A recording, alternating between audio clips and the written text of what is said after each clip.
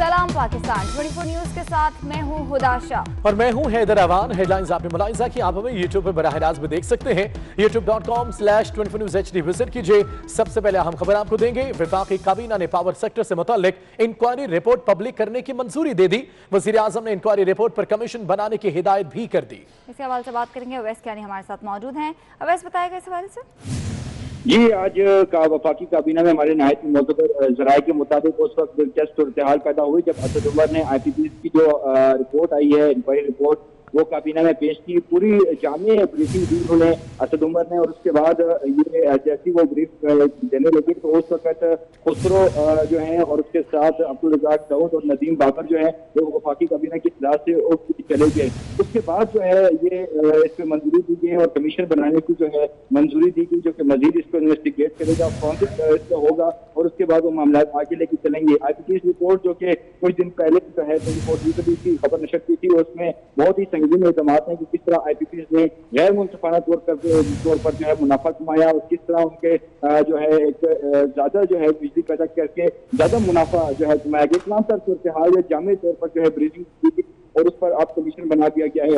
इसके साथ ही साथ जो आज दूसरा जो एक अहम एजेंडा था जिसकी मंजूरी दी गई है, वफाकी काबीना ने जो एक मलेरिया के हवाले से जो दवाई है उसकी एक्सपोर्ट करने की जो है वो मंजूरी दे दी है और मलेरिया की जो दवाई है वो पाकिस्तान से एक्सपोर्ट करने की इजाजत दे दी है। लेकिन इसमें वफाकी वुज़रा ने मलेरिया की दवाई जो है वो एक्सपोर्ट करने की मुखालफत भी की है। उसमें असद उमर, शेख रशीद, सत्तर महमूद और शरीन मजारी ने जो है इस मलेरिया की दवाई एक्सपोर्ट करने की खुलकर मुखालफत की। लेकिन उन्होंने ये कहना था, वुज़रा का मौक़िफ़ था कि वाफिर मिकदार होने के बावजूद दवा कम पड़ सकती है, दवा का खाम माल की सूरत में जरूरत से ज्यादा मौजूद है, ये कहना था वज़ारत कौमी सेहत का मौक़िफ़ था। लेकिन मुखालफत के बावजूद काबीना ने मलेरिया की दवा जो है वो एक्सपोर्ट करने की मंजूरी दे दी है। इसके साथ जो 5 नुकाती एजेंडा था उस पर गौर हुआ है। सबसे अहम जो उसमें चीज थी कि कंपटीशन कमीशन ऑफ पाकिस्तान की रिलीज रखने की मंजूरी दी गई है और उसके साथ डिस्पोजल ऑफ लेजिस्लेटिव केसेस के फैसलों की तौसीक हुई है। तो सरकारी मुलाजिम की रिटायरमेंट के बाद जो रिहाइश का हज करने से मुतालिक जो पॉलिसी पर जो गौर हुआ था उसमें 3 माह का वक्त दिया गया है, हमारे जराये बता रहे हैं। इसी तरह से कौमी कमीशन माइनॉरिटीज थी उसकी भी तश्कील नौ की मंजूरी दी गई है। कंस्ट्रक्शन इंडस्ट्री जो है उसके लिए इस्लामाबाद में सेल्स टैक्स के खाते की मंजूरी हुई है। और इसके साथ सबसे अहम बात कोरोना वायरस के खिलाफ इकदाम पर काबीना को ब्रीफिंग दी गई है और इसके साथ साथ जो मुल्क जो सियासी माशी सूरत हाल का भी जायजा लिया गया है। अभी मजीद चीजें कैबिनेट से आनी है, लेकिन दो जो सबसे अहम बात है कि IPPs की जो इंक्वायरी रिपोर्ट थी उस पर अभी कमीशन बनाने की मंजूरी दे दी गई और इस साथ ही साथ मुखालफत के बावजूद काबीना में उसके बावजूद जो है मलेरिया की दवा को जो है वो एक्सपोर्ट करने की भी मंजूरी दे दी। ठीक है अवैस कियानी, अगर स्पेशली पावर सेक्टर की बात की जाए तो कमीशन बनाने की हिदायत तो कर दी गई है, कोई वक्त दिया गया है कब तक कमीशन बनाया जाएगा और बाकायदा काम शुरू किया जाएगा? जी बिल्कुल, इस पर जो PORs हैं इनको हदायत की गई है कैबिनेट डिवीजन को कि वो इस पर फौरी तौर पर जो है विद इन डेज जो है इस पर जो है एक TORs बना के वो सामने लाएं। लेकिन इसकी भी मंजूरी जो है वो दी जाएगी। जिस तरह बिल्कुल चीनी और जो आटे की जो रिपोर्ट आई थी उस पर जो कमीशन बनाया था, एक हाई लेवल का कमीशन जो कि इसके तमाम ट्रांजिट ऑडिट और तमाम चीजें जो देखेगा, इसी तर्ज पर इसी जो IPPs की जो रिपोर्ट आई है उस पर भी जो है कमीशन बनाया जाएगा। इसका एक टाइम फ्रेम दिया जाएगा कि इस टाइम में जो है ये जो इंक्वायरी जो कमीशन है वो अपनी। ठीक है वैसे ये बताएगा कि काबीना ने मलेरिया की दवा क्लोरोक्विन बरामद करने की इजाजत तो दे दी है, लेकिन मुखालिफत किन 4 वज़रा ने की? जी बिल्कुल, वफाकी काबीना ने जो मलेरिया की जो दवा है उसको पाकिस्तान से एक्सपोर्ट करने की इजाजत दे दी है। लेकिन बहुत दिलचस्प सूरत इस वक्त पैदा हुई जब इससे कौमी सेहत का जो वज़ारत कौमी सेहत का जो मौक़िफ़ सामने आया था उस पर ब्रीफिंग दी जा रही थी। उस पर जो है खुलकर 4 वुज़रा ने जो है मलेरिया की दवाई एक्सपोर्ट करने की मुखालफत की, जिसमें सबसे पहले असद उमर हैं, शेख रशीद हैं, शफकत महमूद हैं और शरीन मजारी हैं। उन्होंने मलेरिया की दवा एक्सपोर्ट करने की खुलकर मुखालफत की और उनका ये मौक़िफ़ था कि वाफिर मिकदार होने के बावजूद दवा जो है वो कम पड़ सकती है। उनकी मुखालफत के बावजूद वज़ारत कौमी सेहत का जो मौक़िफ़ था उनका ये कहना था कि दवा का खाम माल जो है उसकी सूरत में जरूरत से ज्यादा उसका स्टॉक मौजूद है। लेकिन उनकी मुखालफत की काबीना ने मलेरिया की दवा जो है वो एक्सपोर्ट करने की इजाजत दे दी है, हमारे जराये बता रहे हैं। इस पर वुज़रा ने है आपने, क्योंकि सबसे अहम मसला जो आ रहा है वो यही आ रहा है कि जो वीडियो लिंक के जरिए जो जिन वुज़रा को जो है दिखाया जाता है उनकी भी बात जो है उनको मौका दिया जाता है, लेकिन बहुत कम टाइम मिलता है क्योंकि ये बात आ रही है कि वज़ीर-ए-आज़म हाउस में जो वज़ीर-ए-आज़म के साथ बैठते हैं उनको फहम भी रहता है। इसी तरह एहसास प्रोग्राम है, उस पर भी बात हुई, लेकिन बहुत से ऐसे एजेंडे हैं जिन पर वज़रा बात करना चाहते हैं, लेकिन उनकी बात सुनी नहीं जाती हमारे मोतबर ज़राए की। इसी पर बात करेंगे। सीनियर तजियाकार सलीम बुखारी सामने में ज्वाइन किया है। सलीम बुखारी साहब, बहुत शुक्रिया आपके वक्त का। सर, वफाकी काबीना का इजलास हुआ है, पावर सेक्टर से मुतालिक इंक्वायरी रिपोर्ट पब्लिक करने की ना सिर्फ मंजूरी दी गई है बल्कि कमीशन भी बनाने की बात की गई है पावर सेक्टर से मुतालिक। कैसे देखते हैं इस इजलास को आप? पहली बात तो ये है कि जब एक रिपोर्ट आ गई है और उसके अंदर जिस तरह से पहली रिपोर्ट आई थी चीनी और आटे के क्राइसिस के बारे में, इसमें भी नाम लिए गए हैं बाकायदा कि किस किस ने क्या क्या फायदा उठाया है। नदीम बाबर साहब जो प्राइम मिनिस्टर साहब के मामले खुसूसी भी हैं, उनके बारे में भी बहुत सीरियस एलिगेशन इसके ऊपर है और बड़ा मैसिव करप्शन उन्होंने की है। तो उसके बाद फिर उसके ऊपर कमीशन बना दिया गया है। ये सारी हरकतें इसलिए की जाती हैं कि थोड़ी सी रिपोर्ट जो है उसको ड्राई क्लीन किया जाए। पहले भी हमने देखा आटा और चीनी के बारे में एक रिपोर्ट कमीशन ने बनाई, फिर वो FIA को भेजी गई, फिर वो फॉरेंसिक ऑडिट के लिए भेज दी गई है। तो मेरे ख्याल से प्राइम मिनिस्टर साहब को अपने नारे याद रखने चाहिए। इंसाफ का नारा लेके वो आए थे। इसके अंदर इतनी गुंजाइश देने की जरूरत इसलिए पेश आ रही है कि वो सारे उनके इर्द गिर्द बैठने वाली या तो उनकी ATM मशीन है या उनकी आंखों के तारे हैं। तो इसलिए मुझे तो कोई तवक्का नहीं है कि ये रिपोर्ट जो है पब्लिक करने से कोई फायदा होगा, इसलिए कि कमीशन अभी रिपोर्ट बनाएगा, फिर वो आएगी, इतनी देर में चीजें फिजल आउट हो जाएंगी, इवेंट्स जो है वो ओवरटेक हो जाते हैं, कोरोना जो है उसका अजाब अपनी जगह मौजूद है। इसीलिए वो आटे और चीनी का क्राइसिस था, उसकी रिपोर्ट आने के बावजूद भी अभी तक एक्शन नदारद है। अभी फोरेंसिक रिपोर्ट आएगी, फिर उसके बाद क्या होगा कुछ पता नहीं है। तो मैं नहीं समझता कि इमरान खान साहब इस मामले में संजीदा है कि वो जिन्होंने करप्शन की है या उनके इर्द गिर्द के जो लोग करीबी हैं जिन्होंने फायदे हासिल किए हैं उनके गर्दन तक उनका हाथ पहुंचेगा। मुझे तो इसकी तवक्को नहीं है। ठीक है सलीम बुखारी साहब, आपका बहुत शुक्रिया। अवैस कियानी हमें अपडेट कर रहे थे। अवैस, आपका भी बहुत शुक्रिया। गंदम और चीनी बहरान नैब के रेडार पर आ गया। चेयरमैन नैब ने तहकीकात की मंजूरी दे दी। नैब एग्जीक्यूटिव बोर्ड के इजलास में 2 इंक्वायरीज CDA और PSO में मेगा करप्शन की भी मंजूरी दी गई। साबिक अटॉर्नी जनरल मलिक क़य्यूम के खिलाफ इंक्वायरी बंद करने का हुक्म दे दिया गया है। इसी पर बात करेंगे। ब्यूरो चीफ इस्लामाबाद सगीर चौधरी हमारे साथ हैं। सगीर, बताएगा इस बारे में। देखिए, नैब की जानिब से आज एग्जीक्यूटिव बोर्ड का किया था जो कि chairman NAB justice Javed Iqbal के साथ आईन हुआ था, जिसमें प्रोसिक्यूटर जनरल नैब का इसके अलावा तमाम DG थे, DG ऑपरेशन भी उसके जो एग्जीक्यूटिव बोर्ड का इजलास है उसमें शामिल थे और उसमें 2 इंक्वायरी की मंजूरी दी गई है, जिसमें CG के अफसरान और उनके अलावा दीगर जो टीम है, उसके अलावा पाकिस्तान पेट्रोलियम लिमिटेड में मेगा करप्शन की इंक्वायरी की मंजूरी दी गई है। लेकिन सबसे अहम जो मंजूरी दी गई है वो गंदम और चीनी से मुताबिक है, जो कि प्राइम मेगा स्कैंडल के नाम से इसे पहचाना जाता है और नैब की जानिब से इसको प्राइम मेगा स्कैंडल का नाम दिया गया है। इसमें मुख्तलिफ पहलुओं के हवाले से तहकीकात की मंजूरी दी गई है, जिसमें 3 पहलू हैं वो नुमाया है। इसमें सबसे पहले कीमतों में इजाफा, इसके अलावा मुबैना स्मगलिंग और सब्सिडी वगैरह, ये 3 पहलू हैं जिस पर इसकी तहकीकात होंगी। और नैब का ये कहना है कि इसमें अरबों रुपए की डकैती की है, क्योंकि इसमें मुबैना तौर पर की शख्सियत के नाम भी। ठीक है, तहकीकात की जाएंगी। सगीर, बहुत शुक्रिया आपका। मुस्लिम लीग नून ने कौमी असम्बली का वीडियो लिंक इजलास बुलाने की मुखालफत कर दी। ख्वाजा आसिफ का कहना है हुकूमत की साजिश कामयाब नहीं होने देंगे। अगर आज कौमी असम्बली का इजलास वीडियो लिंक बुला लिया गया तो कल हुकूमत इसी तरह इजलास बुलाकर बजट पास करा लेगी। नून लीग वर्चुअल इजलास की साजिश का हिस्सा नहीं बनेगी। साबिक वजीर आजम शाहिद खाकान अब्बासी कहते हैं आटा चीनी स्कैंडल के सहूलतकारों के खिलाफ कार्रवाई की जाए, क्योंकि चंद अफराद पर मलबा डालकर असल मुल्जिमान को बचाया जा रहा है। उन्होंने सूरत हाल पर गौर के लिए सेनेट और कौमी असम्बली के इजलास बुलाने का मुतालबा किया। एहसन इकबाल का कहना था कि हम पार्लियामेंट का लॉकडाउन नहीं होने देंगे। कोरोना वायरस हुकूमत की तरजीहात में ही शामिल नहीं। कोरोना के बाद मईशत को उठाना कोई हमालिया बन जाएगा। ख्वाजा साद रफीक बोले कि पार्लियामेंट का इजलास ना बुलाकर हुकूमत नैब ऑर्डिनेंस को तौसी देना चाहती है।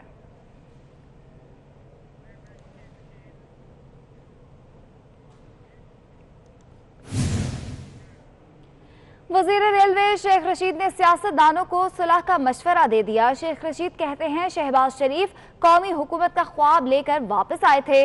मौजूदा हालात में तमाम सियासी मुखालिफिन को सुलह कर लेनी चाहिए। देखें, मैं नैब ने मेरे बयान तो सिंगल कालमी था, नैब ने दम का बयान 7 कालमी लगवाया है। मेरे पास 2 मुवक्किल हैं, नैब वालों को बताना चाहता हूँ, मेरे कब्जे में मुवक्किल हैं और मैंने आपको कहा था वो नहीं आएगा और वो नहीं आया, अभी भी वो नहीं आएगा, फिर आपको जाके पकड़ना पड़ेगा। मैंने मजाक में कही, नैब ने सीरियस ले लिया। शहबाज शरीफ कोरोना की वजह से नहीं आया, कोरोना की फ्लाइट पे आया है। वो यहाँ एक नेशनल गवर्नमेंट का ख्वाब लेके आया था, उसको पता नहीं था कि उसके खिलाफ इतने सीरियस केस हैं। और कल मैंने प्राइम मिनिस्टर साहब से कहा कि सबसे सुलह करें, सारे मीडिया से सुलह करें। ये सुलह का वक्त है, रमज़ान आ रहा है, हमें तमाम सियासी मुखालफिन के साथ, मीडिया के साथ और अपने जितने मुखालफ हैं उनको भूल कर सुलह और सफाई से ईद के बाद या अगले 1 महीने बाद जब ये चला गया तो हम यहीं पे हैं, अगर जिंदा रह गए तो सियासत कर। आपको लिए चलेंगे इस्लामाबाद, जहां पे मुआवने इत्तलात फिरदौस आशिक अवान मीडिया ब्रीफिंग दे रही हैं। अवाम के मफादात के खिलाफ कार्टेल बनने से रोके और जहां कहीं कार्टेलाइजेशन होती है, आयन और कानून के मजबूत और आनी पंजों से उन जिम्मेदारों का ना सिर्फ जोर तोड़े बल्कि उनको आयन और कानून के कटहरे मिलाए। उसी कंपटीशन कमीशन ऑफ पाकिस्तान, जिसको मुसाबकती कमीशन कहा जाता है, उसकी तंजीम नौ और रिफॉर्म्स एजेंडा के हवाले से जब से ये हुकूमत आई है, प्राइम मिनिस्टर ऑफ पाकिस्तान जो है उसको ताकतवर अदारा बनाने के लिए पुरज़म है। कमीशन बदकिस्मती से माजी में उन ताकतवर अफराद के हाथों खिलौना बना रहा और अवाम के मफादात का तहफ़्फ़ुज़ करने की बजाय उन शख्सियात और अफराद को ना सिर्फ तहफ़्फ़ुज़ देता रहा बल्कि उनके मफादात के लिए अदालती सतह पर भी हर तरह की सहूलतकारी में मुलव्वस रहा। इस सूरत हाल को देखते हुए प्राइम मिनिस्टर ऑफ पाकिस्तान ने कंपटीशन कमीशन की चेयरपर्सन को उनके ओहदे से हटाने का कैबिनेट के इजलास के दौरान फैसला किया, जो उन्होंने अदालती रेस्क्यू लेके स्टे ऑर्डर लिया और वो फैसला अभी तक चूँकि अदालत का पेंडिंग है और अभी तक उस पर हतमी अदालती राय हुकूमत को मसूल नहीं हुई, तो आज कैबिनेट ने ये फैसला किया कि इस अदारे की जो रिस्ट्रक्चराइजेशन है, रिफॉर्म्स हैं, इसको डिजिटलाइजेशन के साथ जोड़ के दौरे हाज़र के जदीद तकाज़ों के ऐन मुताबिक बनाना वक्त की अशद ज़रूरत है, ताकि ज़हीरा अंदोज़ों के ख़िलाफ़ जो आर्डीनेंस लाया गया है उसको मौसर और भरपूर अंदाज से अवाम के मफाद में इस्तेमाल किया जाए। तो लिहाजा जो आज डॉक्टर इशरत हुसैन की कमेटी जो बनी थी उनकी क़यादत में, जिनको ये काम सौंपा गया था कि वो इस अदारे की हदो हाल को इम्प्रूव करने के लिए और इसकी परफॉर्मेंस को और ज़्यादा अवाम के जज्बात, एहसासात और हकूक़ का निगहबान और पासबान बनाने के लिए काम करे ये अदारा, वो रिकमेंडेशन सामने लाई जाएं। आज डॉक्टर इशरत हुसैन की सिफारिशात को कैबिनेट के सामने पेश किया गया और उन सिफारिशात की रोशनी में ये बात कैबिनेट के सामने रखी गई कि अब तक इस अदारे के ख़िलाफ़ 27 पिटीशंस फाइल हुई हैं और मुख्तलिफ जो स्टेक होल्डर्स हैं उनके ज़ुम्मे 27 अरब रुपए के वाजिबात हैं जो उन्होंने हुकूमत पाकिस्तान को अदा करने हैं। तो वो शुगर मिल एसोसिएशन हो या फ्लावर मिल एसोसिएशन हो या दीगर वो तमाम फूड कमोडिटीज़ के साथ जुड़े जो ऑर्गेनाइजेशंस हैं, उन्होंने इनके फैसलों के ख़िलाफ़ अदालतों से स्टे लिया और ऐसे स्टे हैं कि जिनकी मियाद जो है वो गुज़श्ता 11 साल से उनके डिसीजन पेंडिंग है। तो इस पर प्राइम मिनिस्टर ऑफ पाकिस्तान ने और कैबिनेट ने सख्त नापसंदगी का इजहार किया और एक दफ़ा फिर इस अज़म को दोहराया कि पाकिस्तान के अंदर किसी फ़र्द को, किसी तंजीम को और किसी शख्सियत को अवाम को यरगमाल बनाने की कोई भी साजिश और कोशिश जो है उसकी हौसला शिकनी की जाएगी और इस कमीशन को और ज़्यादा एम्पावर किया जाएगा ताकि ये अवाम के हकूक़ की तर्जमानी करते हुए उनके हकूक़ का निगहबान बने। इस कमीशन के हवाले से चूँकि आज जो फर्दर रिफॉर्म्स एजेंडा को आगे बढ़ाने की कैबिनेट ने मंजूरी दी, उसमें एक तो जो एपलेट ट्राइब्यूनल है उसकी असामियों को प्राइम मिनिस्टर ऑफ पाकिस्तान ने 1 हफ्ते के अंदर अंदर पुर करने की हदायत दी हैं। डिप्टी अटॉर्नी जनरल को ये जिम्मेदारी सौंपी गई है कि वो फिलफौर जो है इस एपलेट ट्राइब्यूनल को मुकम्मल करें और अगली कैबिनेट की मीटिंग में इसको लाएं ताकि इस अदारे को फाल बनाया जा सके। और दूसरी रिकमेंडेशन में जो लोग साल से एक ओहदे पर विराजमान है और उनको कई सालों से वो मैच फिक्स है।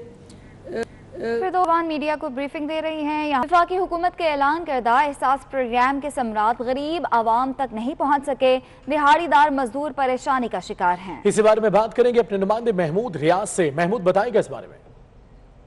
शहर कायद में जारी लॉकडाउन के बायस माशी सरगर्मियां जो है वो तात्तुल का शिकार है, बल्कि काफ़ी हद तक रुकी हुई हैं। एक तरफ हुकूमत की तरफ से जो एहसास प्रोग्राम का जो है वो इनेकाद किया गया जिसमें ज़रूरतमंद अफराद को मिलेगा, लेकिन इस वक्त हमारे साथ बहुत सारे लोग हैं। एहसास प्रोग्राम में आपने अप्लाई किया, कुछ मिला? किया, 3 दफ़ा किया। इन्होंने कहा कि 19 की आखिरी तारीख है, जब करो। जब भी किया, उससे पहले हम 13 तारीख को किया, 3 दफ़ा कर चुके। आप भी कर चुके हैं? जी मैं भी कर चुका हूं, पर वहां से कोई ये मैसेज ये आया आपकी जांच पड़ताल हो रही है। ये भी आस लगाए बैठे हैं कि एहसास प्रोग्राम है जो वो गरीब का एहसास करेगा, लेकिन फिलफौर ऐसा होता हुआ नजर नहीं आ रहा और जो दिहाड़ीदार तबका है उसकी परेशानियों में कमी नहीं हो रही। ठीक है महमूद, बहुत शुक्रिया। शायर मशरिक अल्लामा इकबाल का 82वां यौम वफात आज मनाया जा रहा है। हुकूमत उम्मत ने अपनी शायरी के जरिए बरसगीर के मुसलमानों में जज्बा खुदी और अलग मुल्क का शऊर बहता गया। मजमूए कलाम, शिकवा और जवाब शिकवा ने मकबूलियत के रिकॉर्ड तोड़ दिए। मुसव्वरे पाकिस्तान और शायर मशरिक अल्लामा डॉक्टर मोहम्मद इकबाल का 82वां यौम वफात आज मनाया जा रहा है। वो तहरीक पाकिस्तान की अहम तरीन शख्सियात में से एक थे। अपनी शायरी के जरिए बड़े सगीर के मुसलमानों में जज्बाए खुदी और अलग वतन की अहमियत का शऊर पैदा किया। अल्लामा इकबाल ने उर्दू और फारसी में बैक वक्त शायरी की। उनके मशहूर मजमूए कलाम में पयाम मशरिक, ज़बूर अजम, बांगे दरा, बाले जिब्रील, ज़रबे कलीम और दीगर शामिल हैं। उनके मजमूए कलाम शिकवा और जवाब शिकवा ने मकबूलियत के रिकॉर्ड तोड़े। बेहैसियत सियासतदान अल्लामा मोहम्मद इकबाल का सबसे नुमाया कारनामा नजरिया पाकिस्तान की तश्कील है, जो उन्होंने 1930 में आला आबाद में पेश किया था। यही नजरिया पाकिस्तान के कयाम की बुनियाद बना। मुफक्किर पाकिस्तान शायर मशरिक अल्लामा मोहम्मद इकबाल का यौम वफात हुकूमती ऐवानों में खामोशी, सदर, वजीर आजम, वज़राए आला, गवर्नर्स या दीगर हुकूमती शख्सियात की तरफ से रस्मी बयान भी जारी नहीं हुआ। शायर मशरिक अल्लामा मोहम्मद इकबाल को उनकी बरसी पर हुकूमती सतह पर याद भी न किया गया। मुफक्किर पाकिस्तान शायर मशरिक अल्लामा मोहम्मद इकबाल का यौम वफात हुकूमती वानों में खामोशी, सदर, वजीर आजम, वज़राए आला, गवर्नर या दीगर हुकूमती शख्सियात की तरफ से रस्मी बयान भी जारी न किया गया। शायर मशरिक अल्लामा मोहम्मद इकबाल को उनकी बरसी पर हुकूमती सतह पर याद भी नहीं किया गया।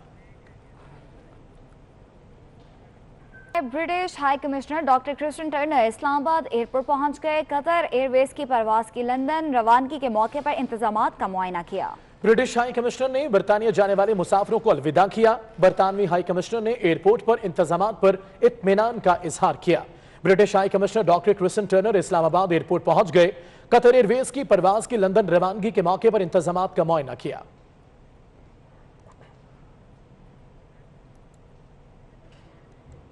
मौसम की बात करें तो मरी का मौसम खूबसूरत और दीदनी हो गया। मूसलाधार बारिश के साथ यालाबारी भी जारी है। वादियों के नज़ारे दिल फरेब हो गए हैं। मरी में लॉकडाउन के बायस सयाह कहीं नजर नहीं आ रहे। इस हवाले से बताएंगे हैदर अली। जी हैदर। इस वक्त मरी और गिरदानवा में गरज चमक के साथ बारिश और यालाबारी का सिलसिला वक्फे वक्फे से जारी है। हल्की हल्की यकबस्ता हवाएं भी चल रही हैं। मौसम इंतहाई दिलफरेब हो गया है। थोड़ी थोड़ी सर्दी भी महसूस हो रही है। आप देख सकते हैं कि मैंने भी जैकेट जेब तन कर रखी है और मरी के मनाजिर इंतहाई खूबसूरत हो गए, लेकिन लॉकडाउन के बायस मरी में सन्नाटा छाया हुआ है और मरी के तमाम तफरीह मकामात सियाहों के बगैर उदास हैं। हर तरफ हरियाली और सब्ज़ा है, लेकिन इसको देखने वाला कोई नहीं। दर्जा हरारत की बात करूं तो इस वक्त मरी का दर्जा हरारत 15 सेंटीग्रेड रिकॉर्ड किया गया है। महकमा मौसमियात के मुताबिक बारिश का ये सिलसिला कुछ घंटे तक वक्फे से ऐसे ही जारी है। आपका कराची वालों को गर्मी सताने लगी है। शहर कायद में गर्मी की शिद्दत में इजाफा होने लगा है। आज से गर्मी की शिद्दत ज्यादा महसूस की जाएगी। हवा की रफ्तार कम और हवा में नमी का तनासुब ज्यादा रहेगा। मानिया शकील की रिपोर्ट में देखिए। पर गर्मी कर रही है वार पर वार। शहर कायद के बासियों का जीना हो गया महाल। सूरज सर पर टमटमा रहा है और कराची वालों को पसीने में नहला रहा है। मौसम का हाल बताने वालों का कहना है कि आज से गर्मी की शिद्दत ज्यादा महसूस की जाएगी। आने वाले चंद दिन गर्मी की यही सूरत हाल बरकरार रहेगी। आज 37-38 तक जा सकता है, अगले 2 दिन भी ऐसे ही 38 तक जा सकता है टेम्परेचर, और ह्यूमिडिटी भी ज्यादा है चूँकि, तो हॉट एंड ह्यूमिड वेदर। हवा देखें, जैसे इस वक्त तो हवा बिल्कुल काम है, कुछ भी नहीं चल रही, तो उसमें अगले 2-3 दिन भी ऐसे ही है कि हवा कोई उसकी ख़ास फ्रीक्वेंसी और स्पीड नहीं है इतनी। गो के फ्लो जो है वो साउथ वेस्ट से ही है, वेस्ट साउथ वेस्ट से, यानी समंदर की तरफ से ही फ्लो है, जब भी तो ह्यूमिडिटी ज़्यादा है, लेकिन विंड की स्पीड इतनी ज़्यादा नहीं है, तो उस वजह से आपको गर्मी महसूस ज़्यादा होगी। बादल भी कराची वालों को साया नहीं दे रहे। मतलब बिल्कुल साफ है और समंदरी हवाओं ने भी रुख तब्दील कर लिया है। कैमरामैन आसिफ शफी के हमरा मानिया शकील, 24 न्यूज़, कराची। वज़ीर आला सिंध मुराद अली शाह सक्खर में मीडिया से बात कर रहे हैं। हम सिर्फ एक फैसिलिटेटर हो सकते हैं, हाँ इन्फोर्सर भी है हुकूमत, लेकिन आप खुद सोचें कि ऐसे माहौल में तरक्की याफ्ता तरीन मुल्क जो हैं वो भी एक बहुत शदीद मसले में, तो हमें बहुत ज़्यादा ख्याल करना चाहिए। और दरख्वास्त आप लोगों के तवज्जुह से ख़ास तौर पे लाड़काना डिवीज़न, लाड़काना डिस्ट्रिक्ट और लाड़काना की शहर के लोगों से आज भी रहा है कि ख़ुद एहतियात करें, घरों से ना निकलें, बिला वजह कोई ज़रूरी काम हो निकलें तब भी वो सारी एहतियाती तदाबीर इस्तेमाल करें। मैं आपको ये बता दूं कि जो लाड़काना डिवीज़न है 5 ज़िलों पे मुश्तमिल, उसमें टोटल जो केसेस आए हैं वो 72, 80, 80 केसेस टोटल आए। लाड़काना मैं टोटल कर रहा हूँ इसलिए वजह 90 केसेस हैं टोटल, जिसमें 65 लाड़काना डिस्ट्रिक्ट के हैं सबसे ज़्यादा तादाद, और ये एक हमारे लिए ज़रूर हॉटस्पॉट है जिसको हमने देखना है। इन 65 में से 7 तो ज़ायरीन थे जो ईरान से आए थे, 35 तबलीगी जमात के हमारे भाई थे, अरकान थे जो पॉजिटिव आए लाड़काना में, और इसके अलावा 23 लोग ऐसे हैं लाड़काना डिस्ट्रिक्ट में, और मेजॉरिटी के मेरे ख्याल सभी लाड़काना शहर के हैं जिनको ये लोकल स्प्रेड हुआ है। इससे ये पता चलता है कि जी इस पे हमने ख्याल प्रॉपर रखना है इस शहर का, और हर जगह का रखना है, लेकिन जहाँ पे ज़्यादा प्रॉब्लम होगी उसको थोड़ा ज़्यादा सख्ती से हमें देखना होगा। हमने टेस्टिंग फैसिलिटी बढ़ा दी है, जो भी रिक्वायरमेंट थी, टेस्ट किट्स हमारे पास अब आ गई हैं। टेस्टिंग के लिए जो बाकी स्वॉब्स और BTMs की ज़रूरत होती है वो भी अब तादाद में हमारे पास मुनासिब तादाद में मौजूद हैं, हमने डिस्ट्रिक्ट्स को पहुँचा दिए हैं। एक और मैं करने जा रहा हूँ बात आपसे कि इंशाअल्लाह ताला अगले हफ्ते के एंड तक एक लेबॉरेटरी ये कोरोना के टेस्टिंग की हम लाड़काना शहर में भी कायम कर देंगे, और उस पर इसलिए कि ये सब नई चीज़ें थी, हम सीख रहे थे जैसे जैसे आगे बढ़ रहे थे। हमने कराची में एक नई लेबॉरेटरी जिना अस्पताल में कायम की है, कराची यूनिवर्सिटी में एक बड़ा सेंटर, कराची यूनिवर्सिटी की जो मोलेकुलर बायोलॉजी की लैब है, HEJ इंस्टीट्यूट ऑफ केमिस्ट्री है, उधर हमने बड़ा सेंटर, वो तकरीबन तैयार है, टेस्टिंग उसकी शुरू हो गई है। और फिर हमने कहा है कि लाड़काना में एक हमने लैब बनानी है, और इंशाअल्लाह ताला अगले हफ्ते के एंड तक वो बन जाएगी। लाड़काना के अलावा हमारे पास 7 केस शिकारपुर में है, जिनमें 4 ज़ायरीन थे और 3 तबलीगी जमात के। लोकल स्प्रेड कोई नहीं है। कश्मीर में 9 केसेस हैं, 9 के 9 तबलीगी जमात के अरकान हैं, लोकल स्प्रेड कोई नहीं है इधर। जेकाबाद में 9 केसेस हैं, 8 तबलीगी जमात के अरकान हैं। एक लोकल केस जेकाबाद में पहले हुआ था, लेकिन अल्लाह ताला का शुक्र है कि वो शख्स जो इन्फेक्ट हुआ था वो क्योर हो गया है। उसके सेकेंडरी कॉन्टैक्ट्स को हमने बाकायदा टेस्ट किया था कि जिससे मिला है, लेकिन अल्लाह का शुक्र है कि वो किसी और को उस शख्स ने इन्फेक्ट नहीं किया। एक ज़िले और में जो मैंने बताया थोड़ा मसला हुआ है, लेकिन वो हमें उसका पता है और इंशाल्लाह ताला उसको हम कंट्रोल कर लेंगे। ये जो वक्त आया है हम सबके ऊपर, अभी रमज़ान शरीफ भी आना है। रमज़ान शरीफ में मैं पहले तो बहुत शुक्रगुज़ार हूँ उलमा इकराम का, उन्होंने अभी तक और आज तक और आगे जाते हुए मुझे पूरी उम्मीद है कि पूरी तरीके से ताउन किया है। नमाजें हमारी मसाजिद खुली रही हैं, उनमें अजानें हो रही हैं। हाँ, हमने तिब्बी माहिरीन के जो राय थी, जो एडवाइस थी, उसके मुताबिक हमने 3 से 5 मुतय्यन की थी तादाद, और वो ये थी कि मस्जिद में रोक जाने से ना मैं आपको रोक सकता हूँ ना आप मुझे रोक सकते हैं। लेकिन अगर हम कह दें कि जी जो मुतय्यन नजर बाहर से कोई ना आए, नहीं तो मैं कहूँगा जी आप क्यों जा रहे हैं, मैं क्यों ना जाऊँ मस्जिद में नमाज़ पढ़ने। तो इस वजह से हमने वो मुतय्यन की थी कि जो लोग मौजूद होते हैं किसी मस्जिद में, इमाम साहब हो गए, मौज़न होता है, कोई केयर टेकर होता है, कोई काम करने वाला होता है मस्जिद की, वो लोग सिर्फ वहाँ नमाज़ पढ़ें। आगे जाके एक SOP तय हुई है और इस SOP पे अमल दरामद करना, जैसे मैंने कहा कि सबसे पहले उस शख्स का काम है जो कि ख़ुद बाहर घर से निकल रहा है, और उसके बाद उस इदारे की जो मुंतज़मीन है उनका काम है, और उसके ऊपर ही गवर्नमेंट और इंतज़ामिया जो है एडमिनिस्ट्रेशन, सरकारी एडमिनिस्ट्रेशन। वज़ीर आला सिंध की प्रेस कॉन्फ्रेंस जारी है। आपने मुलाहिज़ा किया। न्यूज़ स्टूडियो से फिल वक्त इतना है।